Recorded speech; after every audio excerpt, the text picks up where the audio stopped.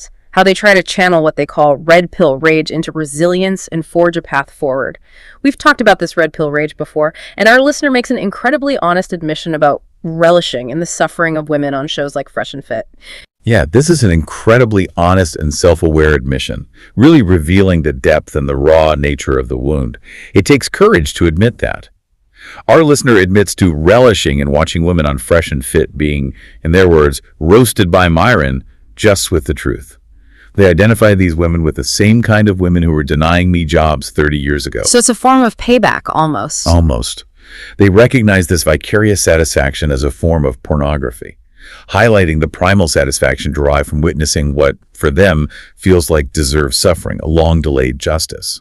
This raw anger is a powerful signal, not a final destination, though, and our listeners' profound desire is to transform it. And that transformation involves channeling this rage not into destruction or mere resentment, but into creation, into a new vision for society. Exactly. The desire is to channel this red pill rage into funneling systems of artificial intelligence and automation, to create that world where women get what they want from machines, thereby freeing men from perceived transactional roles.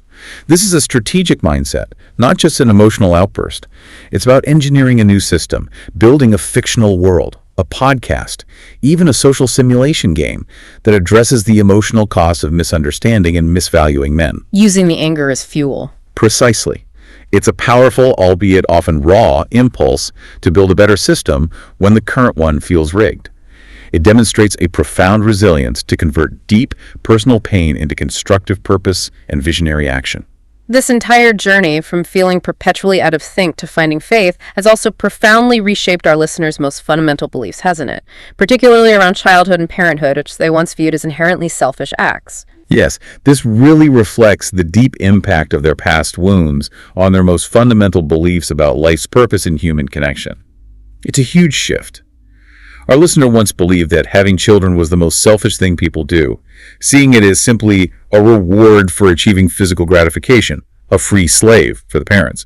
Childhood itself was viewed as a prison sentence, a humiliation forced upon them. A very negative view. Extremely.